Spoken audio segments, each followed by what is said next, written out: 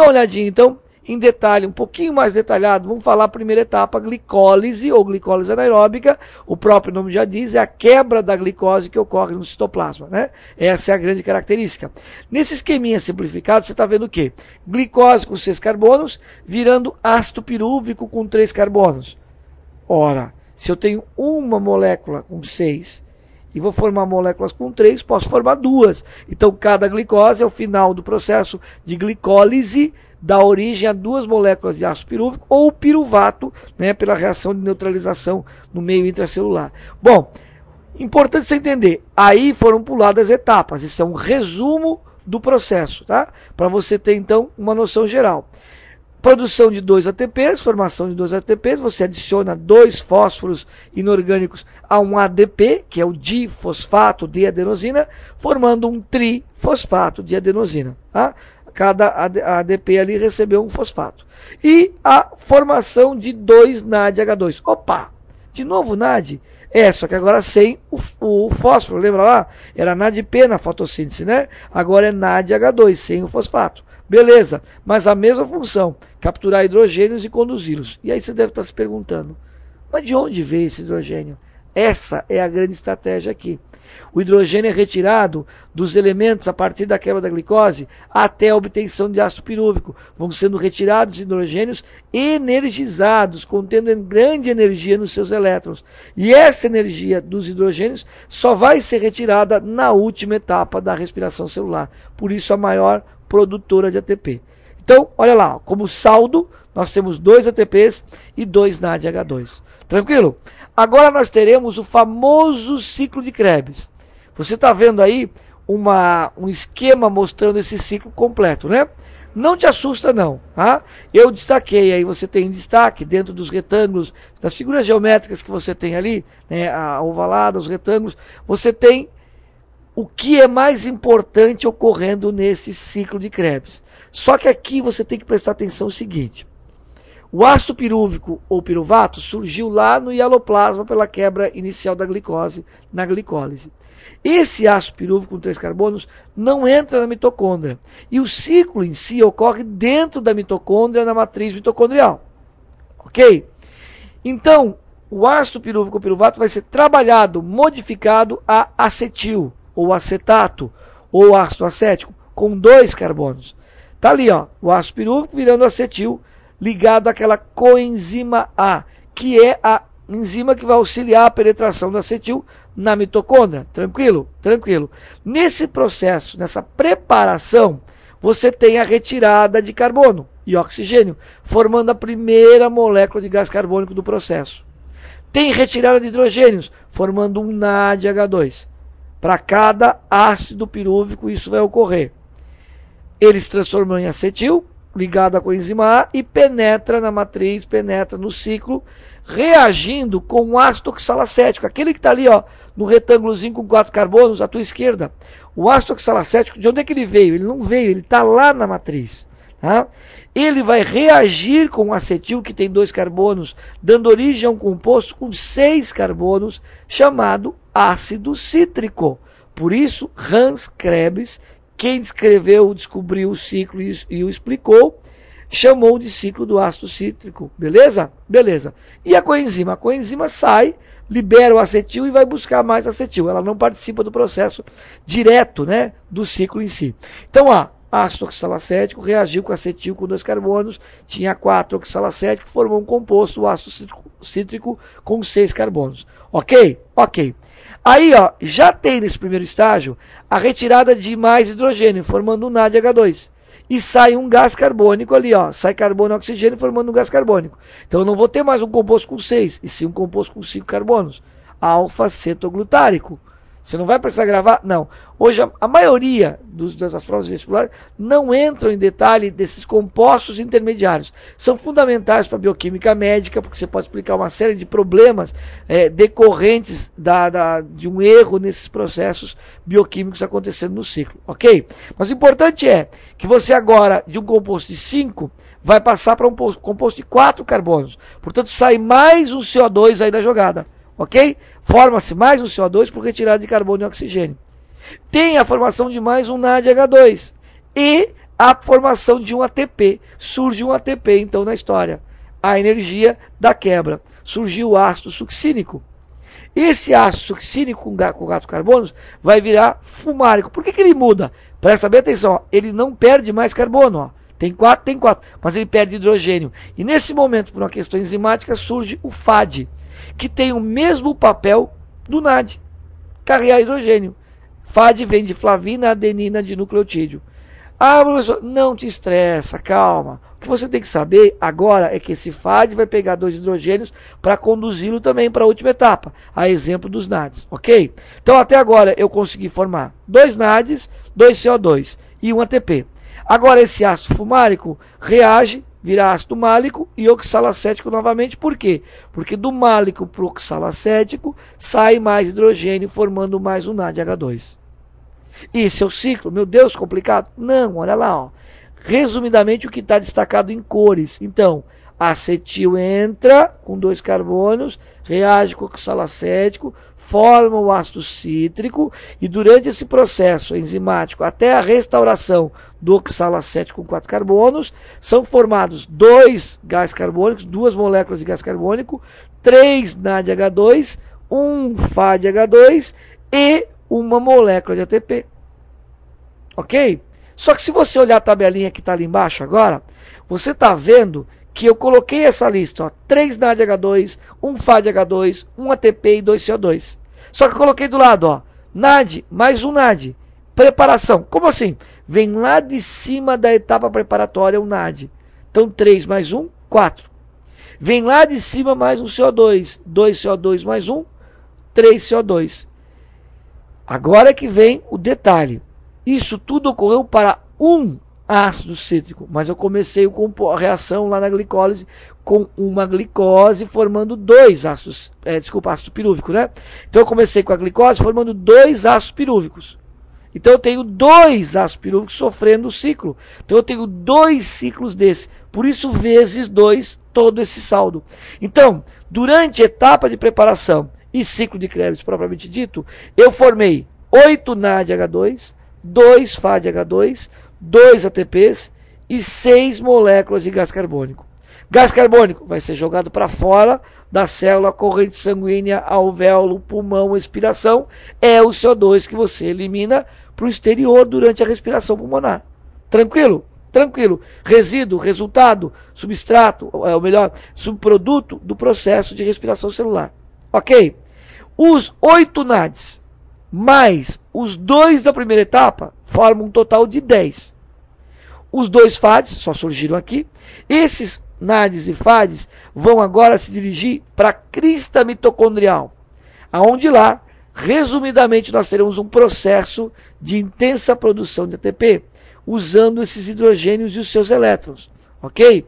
Lá existe uma enzima chamada ATPase, que é como se fosse uma turbina que permite, então, corrente, cadeia eletrônica e produção de ATP por essa energia contida nos hidrogênios.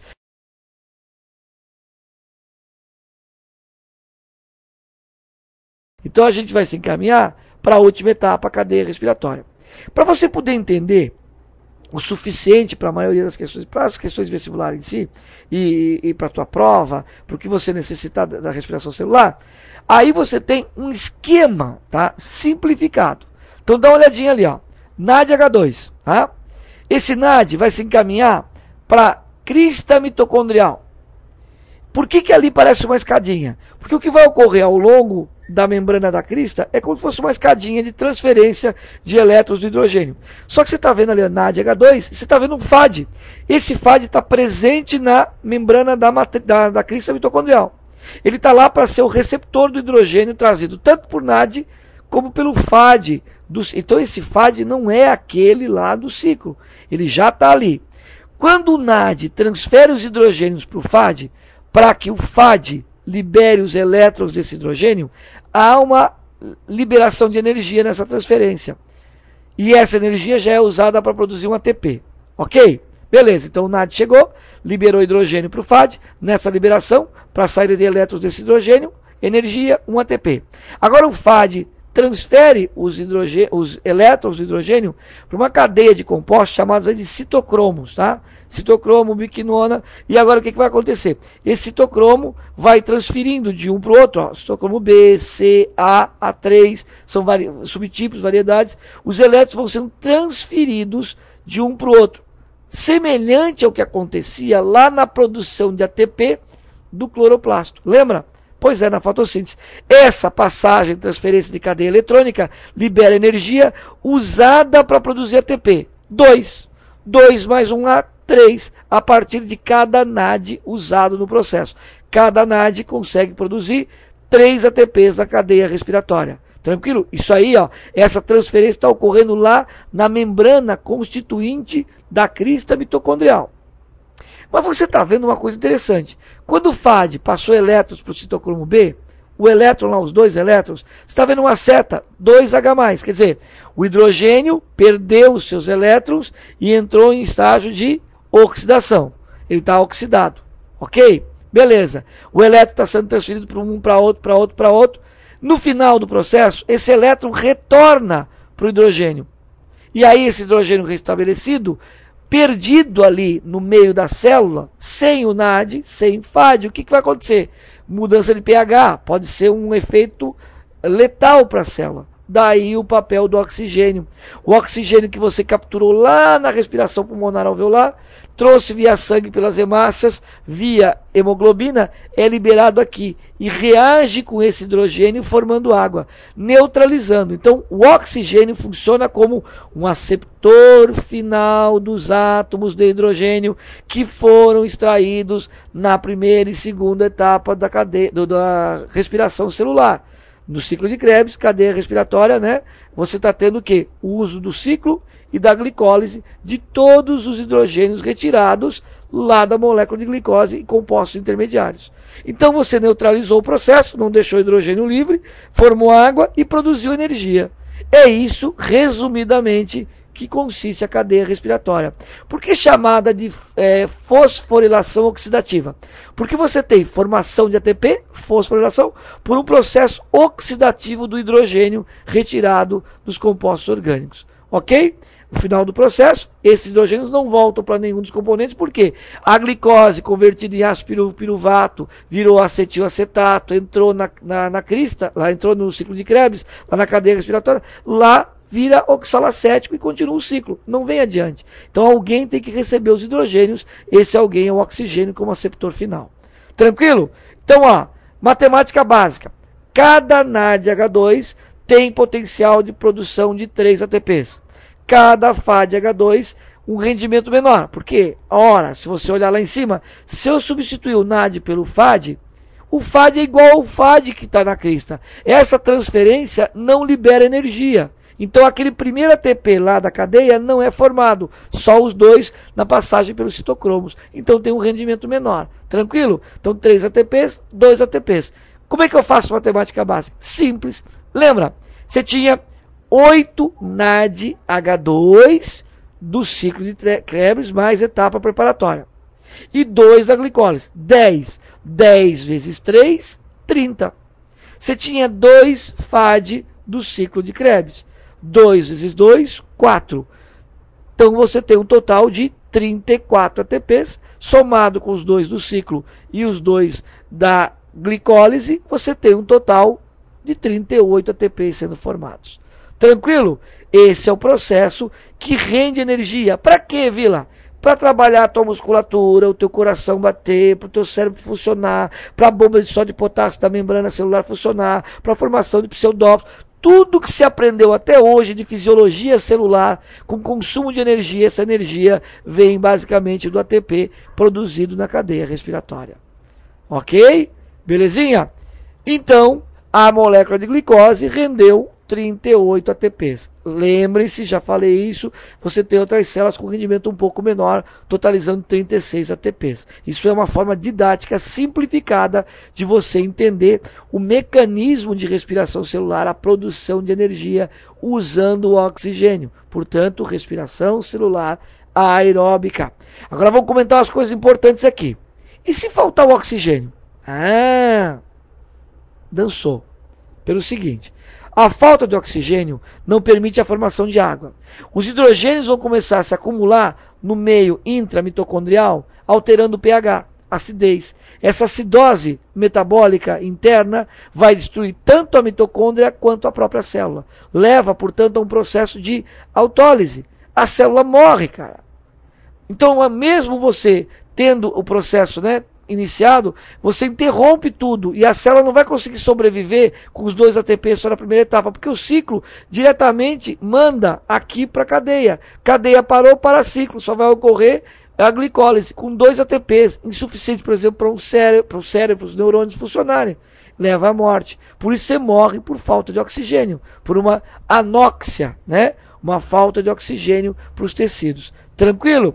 Há venenos, né, como o cianureto de potássio, usava-se pelo menos em caso de pena de morte, aplicação de pena de morte por substância química, também presente, né, em formas derivadas vegetais na folha da mandioca brava, né, aqui em Santa Catarina chamada de mandioca, né, porque é diferente para nós do aipim. E o aipim, a mandioca brava, como é conhecida em algumas regiões, ou macaxeira brava, a sua folha contém essa substância, que é venenosa. O que o cianureto ou ácido cianídrico faz? Ele interrompe a cadeia respiratória, né, por atacar justamente o processo enzimático, e aí paralisa todo o processo, matando a célula. Ok? Então lembre-se, se faltar oxigênio, ou você usar venenos que interrompam a cadeia respiratória, acidose metabólica interna celular, processo de autólise e destruição da célula. Tranquilo? Beleza, então?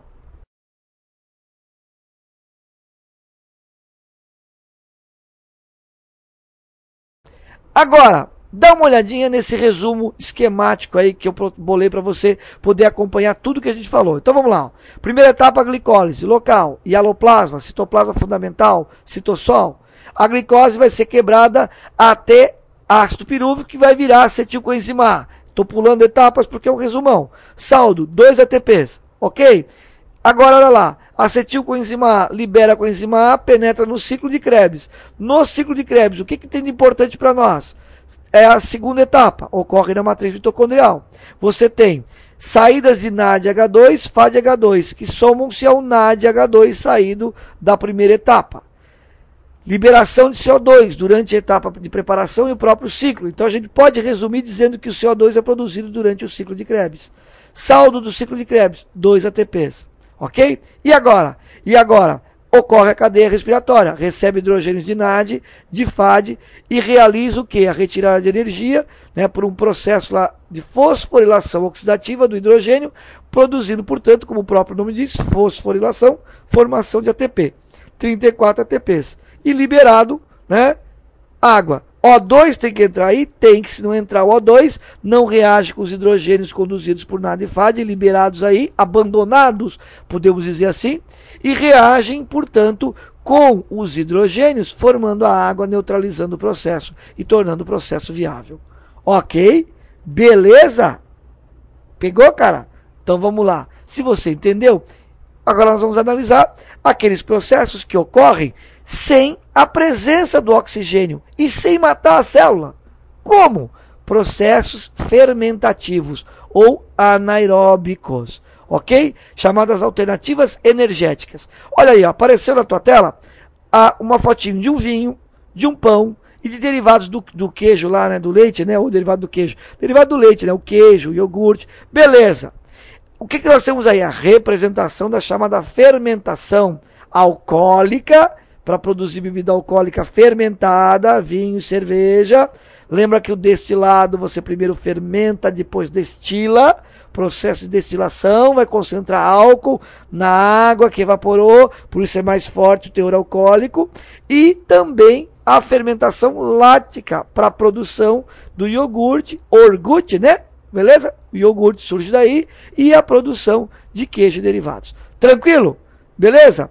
Vamos dar uma olhadinha então nesses processos, né? Que consiste numa quebra incompleta da molécula de glicose e com pouca energia. A gente rende pouco, porque eu não vou ter cadeia respiratória, eu não vou ter ciclo de Krebs, então eu não tenho a segunda etapa, ciclo, e não tenho a terceira cadeia, então só fica a glicólise, processo incompleto com 2 ATPs de produção. Por que não tem isso? Ou porque falta oxigênio para a célula, ou porque ela não tem mitocôndria. Então, por exemplo, você pega lá uma bactéria fermentativa, ela não tem mitocôndria, não consegue fazer respiração aeróbica porque ela não tem enzimas oxidativas lá no mesossomo, né, que substituiria a crista mitocondrial. Ela não tem. Então a solução para ela é fermentar. E aí ela então não tem tanto o ciclo de Krebs quanto cadeia respiratória. Fungos, como o Saccharomyces cerevisiae, que é usado para a produção de pão, né? E o gênero Saccharomyces usado na produção de bebidas alcoólicas. Esses fungos são anaeróbicos facultativos. O que quer dizer isso? Se eu der oxigênio, beleza, respiração celular completa, aeróbica. E se faltar, ele não morre, ele entra numa fermentação. Uma fermentação alcoólica. Agora, nós temos células que também realizam fermentação, galera. As musculares. As musculares estriadas realizam fermentação. Agora qual? Alcoólica ou lática? Pensa! Não pode ser alcoólica, né? Senão sempre que eu tiver um metabolismo anaeróbico, sem fornecer oxigênio para o músculo, eu estaria produzindo álcool e ficaria embriagado. Imagina como é que seria uma corrida, né? Uma maratona. Como é que seria uma corrida de 1.000 metros, 2.000 metros, 5.000 metros? Se o cara entrar em metabolismo anaeróbico no músculo, ele termina alcoolizado. Não dá. Nós temos a fermentação lática na musculatura. E essa fermentação lática da musculatura causa dor, irritabilidade, ardência, fadiga e até travamento muscular. Tá? Agora, cuidado. Há sempre a polêmica. Gera cãibra? Desencadeia, mas não é a fermentação com ácido lático que provoca. A cãibra envolve o metabolismo intrínseco celular da célula muscular, envolvendo sódio, potássio, magnésio e a falta de ATP. Porque se uma fibra muscular contrai para relaxar, ela precisa também de energia. Ela consome energia no processo de contração e relaxamento. Se você tem um processo rendendo só 2 ATPs, vai faltar energia. Ela pode chegar ao mecanismo de travamento. E cuidado, hein? Você pode ter lesões musculares sérias. Então tem que respeitar o corpo. Tá? Você tem que respeitar o teu limite aeróbico, você tem que te condicionar para poder ter uma boa atividade, um bom rendimento, sem aí um custo muito elevado. Claro que você vai produzir um pouco de ácido lático sempre, mesmo bem condicionado. É quase impossível não haver produção, mas nós temos mecanismos para resolver esse processo. Ok? Beleza?